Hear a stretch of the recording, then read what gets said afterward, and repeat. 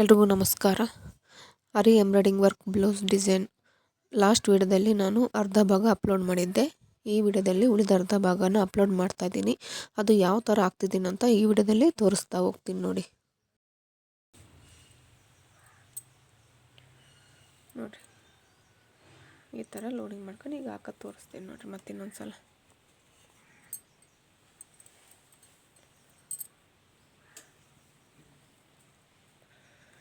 ಈಗ ಮತ್ತೆ 4 ಬೀಡ್ಸ್ ಬಿಡ್ತಾ ಇದ್ದೀನಿ.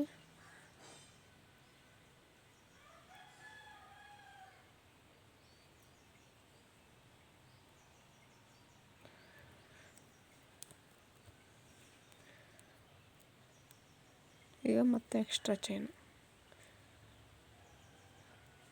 ನೋಡಿರಿ ಎಷ್ಟು ಸ್ಟಿಫ್ ಆಗಿ ಕೂತಿದೆ. ಈಗ ಮತ್ತೆ 4 ಹಾಕಿ ಮತ್ತೆ ಒಂದು ಚೈನ್ ಹಾಕ್ತಾ ಇದ್ದೀನಿ ನೋಡಿ. ಈಗ ನೋಡಿರಿ, ಈ ಕಡೆ ಮೂವ್ ಆದಾಗ ಇದು ನೋಡಿರಿ ಮೂವ್ ಆಗುತ್ತೆ. ಈಗ ಎಕ್ಸ್ಟ್ರಾ ಚೈನ್ ಹಾಕಿದರೆ ಇಲ್ಲೇ ಸ್ಟಿಫಾಗಿ ಕೂರುತ್ತೆ. ಇಷ್ಟೇ ವ್ಯತ್ಯಾಸ.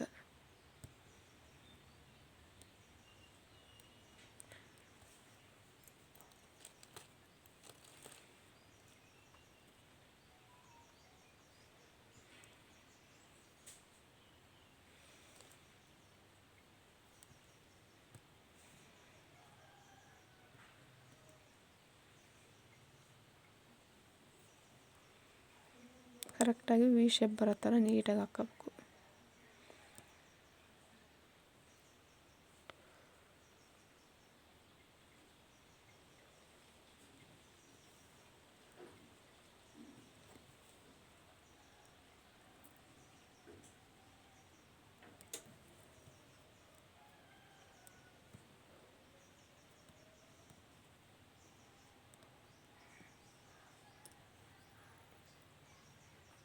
ಇಲ್ಲಿ ನೋಡಿ, ಬೀಡ್ಸ್ ವರ್ಕ್ ಮುಗ್ದಿದೆ. ಜಿಗ್ಜ ವಿ ಶೇಪಲ್ಲಿ ನೋಡಿರಿ ಎಷ್ಟು ಚೆನ್ನಾಗಿ ಮೂಲೆ ಬಂದಿದೆ, ಎಷ್ಟು ನೀಟಾಗಿ ಬಂದಿದೆ ನೋಡಿ. ಈಗ ಇವುಗಳ ಮಧ್ಯೆ ನಾನೇನು ಮಾಡ್ತೀನಿ, ಫ್ರೆಂಚ್ ನಾಟ್ ಹಾಕ್ತೀನಿ ನೋಡಿ. ಫ್ರೆಂಚ್ ನಾಟಿಗೆ ನಾನು 3+3 6 ಎಳೆ ತೊಗೊಂಡಿದ್ದೀನಿ. ಅದು 6+6 12 ತೊಗೊಳಕ್ಕೆ ದೊಡ್ಡದಾಗುತ್ತೆ. ಅದಕ್ಕೋಸ್ಕರ ನಾನೇನು ಮಾಡಿದ್ದೀನಿ, 3+3 6 ಎಳೆ ತೊಗೊಂಡಿದ್ದೀನಿ. ಅದು ಯಾವ ಥರ ಹಾಕೋದಂತ ಈ ವಿಡಿಯೋದಲ್ಲಿ ತೋರಿಸ್ತೀನಿ ನೋಡಿ.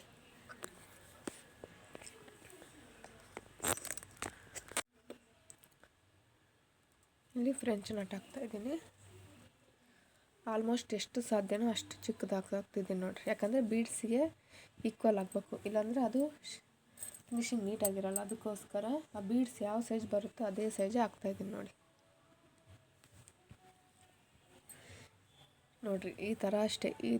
ಈ ಥರ ಕೆಳಗಡೆಯಿಂದ ಮೇಲ್ಗಡೆ ಬಂದಾಗ ಈ ನೀಡನ್ನ ಈ ಥ್ರೆಡ್ ಕೆಳಗಡೆಯಿಂದ ಮತ್ತೆ ಮೇಲ್ಗಡೆ ಬಂದು ಮತ್ತೆ ಒಳಗಡೆ ಹೋಗ್ಬೇಕು. ಅವಾಗ ಏನಾಗುತ್ತೆ, ಫ್ರೆಂಚ್ ನಟ್ ಬರುತ್ತೆ ನೋಡಿ.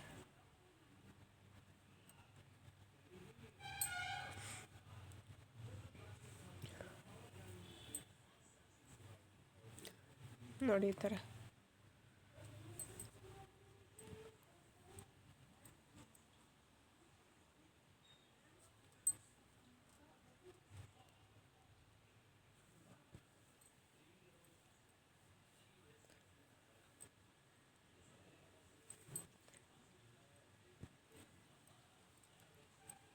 ನೋಡಿ. ಈ ಥರ ನಿಧಾನಕ್ಕೆ ಫ್ರೀ ಆಗಿಬಿಟ್ಟು ಹಿಂಗೆ ಎಳಿಬೇಕು. ಟೈಟಾಗಿ ಎಳೆದ್ರೆ ಒಂಥರ ಫುಲ್ಲು ಚಿಕ್ಕದಾಗ್ಬಿಡುತ್ತೆ. ಸ್ಲೋ ಆಗಿ ಎಳಿಬೇಕು ನೋಡಿ.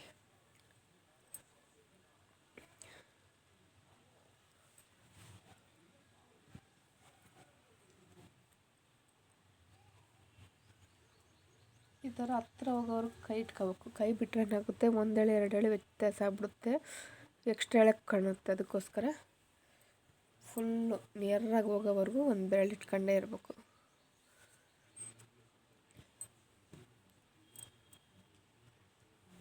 ಈ ಥರ ಫುಲ್ ಹತ್ರ ಆದಾಗ ಈ ಥರ ಬಿಟ್ಟು ಈ ಥರ ನಿಧಾನಕ್ಕೆ ಅಲ್ಲಿ ಲಾಕ್ ಆಗೋವರೆಗೂ ಸ್ಲೋ ಆಗಿ ಎಳಿಬೇಕಾಗುತ್ತೆ ನೋಡಿ.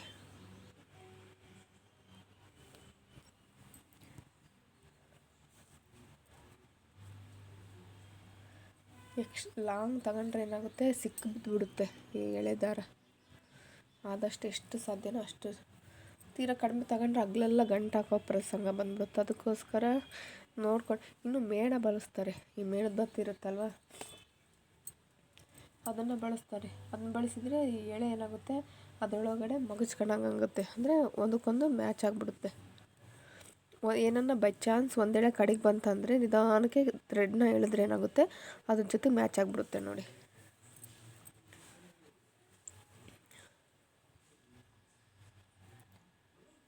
ನಾನು ಲಾಸ್ಟ್ ಒಂದು ವಿಡಿಯೋದಲ್ಲಿ ಮೇಣದ ಬತ್ತಿ ಬಳಸಿದ್ದೆ. ಅದು ಯಾಕೆ ಬಳಸೋಕ್ಕಾಗಲಿಲ್ಲಪ್ಪ ಅಂದರೆ ಅದು ದಾರ ಏನಾಗುತ್ತೆ, ಶೈನಿಂಗ್ ಕಡಿಮೆ ಆಗುತ್ತೆ. ಮೇಣದ ಬತ್ತಿ ಯೂಸ್ ಮಾಡಿದರೆ ದಾರದ ಶೈನಿಂಗ್ ಕಡಿಮೆ ಆಗುತ್ತೆ, ಅದಕ್ಕೆ ನಾನು ಕಾಯ್ಬಿಟ್ಟೆ. ನೋಡಿಕೊಂಡು ನಿಧಾನಕ್ಕೆ ಸಿಕ್ಕ ಬೀಳ್ದಂಗೆ ನಿಧಾನಕ್ಕೆ ಹಾಕ್ಕಂತ ಹೋಗ್ಬೇಕು ನೋಡಿ.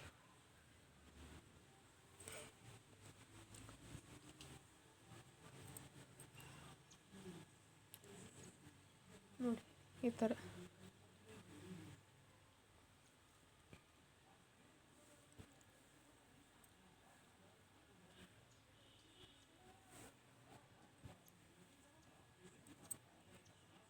ನೋಡಿರಿ, ಈ ಥರ ನಿಧಾನಕ್ಕೆ ಹಾಕ್ಬೇಕು.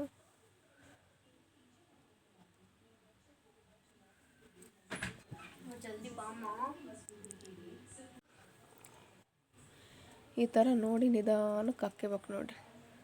ಸ್ವಲ್ಪ ವ್ಯತ್ಯಾಸ ಆಯ್ತಂದ್ರೆ ಎಳೆದು ಬಿಡುತ್ತೆ, ಅದಕ್ಕೋಸ್ಕರ ನಿಧಾನಕ್ಕೆ ಬಿಟ್ಕೊಂತ ಬರಬೇಕು.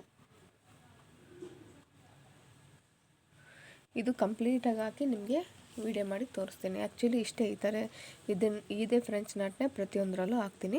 ಇದು ಯಾವ ಥರ ಕಂಪ್ಲೀಟ್ ಆದಮೇಲೆ ಇದನ್ನ ಯಾವ ಥರ ಬಂದಿದೆ ಅಂತ ತೋರಿಸ್ತೀನಿ ತಡೀರಿ. ಇದೆಲ್ಲ ವೀಡಿಯೋ ಮಾಡೋಕ್ಕೆ ಲೇಟಾಗಿಬಿಡುತ್ತೆ, ಅದಕ್ಕೋಸ್ಕರ ಇದಾದಮೇಲೆ ಕಂಪ್ಲೀಟ್ ಎಲ್ಲ ಆದಮೇಲೆ ಫ್ರೆಂಚ್ ನಾಟ್ ಆದಮೇಲೆ ಯಾವ ಥರ ಹಾಕಿದ್ದೀನಿ ಅಂತ ತೋರಿಸ್ತೀನಿ. ಇಲ್ಲಿ ನೋಡಿ, ಇಲ್ಲಿ ಫ್ರೆಂಚ್ ನಾಟ್ ಕಂಪ್ಲೀಟ್ ಆದಮೇಲೆ ಈ ಥರ ಬಂದಿದೆ ನೋಡಿರಿ, ಎಷ್ಟು ನೀಟಾಗಿ ಬಂದಿದೆ ನೋಡಿ. ತುಂಬ ಬ್ಯೂಟಿಫುಲ್ಲಾಗಿ ಬಂದಿದೆ. ಆ್ಯಕ್ಚುಲಿ ಸೆಮಿ ಮೈಸೂರು ಸಿಲ್ಕ್ ಇವಕ್ಕೆ ಸ್ಟಿಚ್ಚಿಂಗು ವರ್ಕು ಅಂದರೆ ತುಂಬ ಕಾಸ್ಟ್ ಆಗಿಬಿಡುತ್ತೆ. ಸೀರೆಗಿಂತ ಬ್ಲೌಸ್ ಕಾಸ್ಟೇ ಜಾಸ್ತಿ ಆಗುತ್ತೆ. ಸೆಲ್ಫ್ ಅಂದರೆ ನಮ್ಮದು ನಾವು ಮಾಡ್ಕೊಳ್ಳೋರಿಗೆ ಯೂಸ್ ಆಗುತ್ತೆ. ಬೇರೆಯವ್ರು ಅಂದರೆ ಕೆಲವ್ರು ಹಾಕಿಸ್ತಾರೆ. ಬ್ಲೌಸು ತುಂಬ ಇಷ್ಟಪಡೋರು, ಚೆನ್ನಾಗಿ ಕಾಣ್ಬೇಕನ್ನೋರು ಹಾಕಿಸ್ತಾರೆ. ಬಟ್ ಮಿಡ್ಲ್ ಕ್ಲಾಸ್ ನಮ್ಮಂಥವ್ರು ಏನು ಮಾಡ್ತೀವಿ, ನಾವು ಕಲ್ತಿರ್ತೀವಲ್ಲ, ಈ ಥರ ಹಾಕೊಂಡ್ರು ತುಂಬ ಚೆನ್ನಾಗಿರುತ್ತೆ ಅಂತ ನಾವು ಟ್ರೈ ಮಾಡ್ತೀವಿ. ಬೇರೆಯವ್ರಿಗೂ ತೋರ್ಸೋಂಗೂ ಆಗುತ್ತೆ, ನಮಗೂ ಸ್ವಲ್ಪ ಹಾಕೊಂಡಂಗೆ ಆಗುತ್ತಲ್ವ, ಅದಕ್ಕೋಸ್ಕರ ನೋಡಿ. ತುಂಬ ಅಂದರೆ ತುಂಬ ನೀಟಾಗಿ ಬಂದಿದೆ ನೋಡಿರಿ. ಮಧ್ಯದಲ್ಲಿ ಗ್ಯಾಪ್ ಅನಿಸುತ್ತೆ ಅಂತ ಫ್ರೆಂಚ್ ನಟ್ ಹಾಕಿದ್ದೀನಿ, ಇಲ್ಲಾಂದರೆ ಅದೇ ಫುಲ್ ಅದೇ ಥರ ಬರೀ ಬೀಡ್ಸೇ ಬಿಡೋಣ ಅಂದ್ಕೊಂಡೆ. ಇವಾಗ ಈ ಥರ ಹಾಕಿರೋದಕ್ಕೆ ತುಂಬ ನೀಟಾಗಿ ಬಂದಿದೆ ನೋಡಿ. ಇದು ಆ್ಯಕ್ಚುಲಿ ಫ್ರಂಟು, ಸ್ಲೀವ್ಸಿಗೆ ಏನು ಹಾಕಿಲ್ಲ. ಆ್ಯಕ್ಚುಲಿ ಸ್ಲೀವ್ಸ್ ಈ ಥರ ಜರಿ ಬಂದುಬಿಟ್ಟಿದೆ ಫುಲ್ಲು, ಅದಕ್ಕೋಸ್ಕರ ನಾನು ಸ್ಲೀವ್ಸ್ಗೆ ಏನು ಹಾಕ್ತಿಲ್ಲ. ಫ್ರಂಟು ಬ್ಯಾಕ್ ಅಷ್ಟೇ ಹಾಕ್ತಿರೋದು. ಸಿಂಪಲ್ಲಾಗಿ ಈಸಿಯಾಗಿ ಯಾರು ಬೇಕಾದರೂ ಹಾಕ್ಬೋದು ನೋಡಿರಿ. ಬೇಸಿಕ್ ಕಲಿಯೋರ್ಗಂತ ತುಂಬ ಈಸಿ ಆಗುತ್ತೆ. ಈ ವಿಡಿಯೋ ಇಷ್ಟ ಆದರೆ ಲೈಕ್ ಮಾಡಿ, ಶೇರ್ ಮಾಡಿ, ಸಬ್ಸ್ಕ್ರೈಬ್ ಮಾಡಿ. ಧನ್ಯವಾದಗಳು.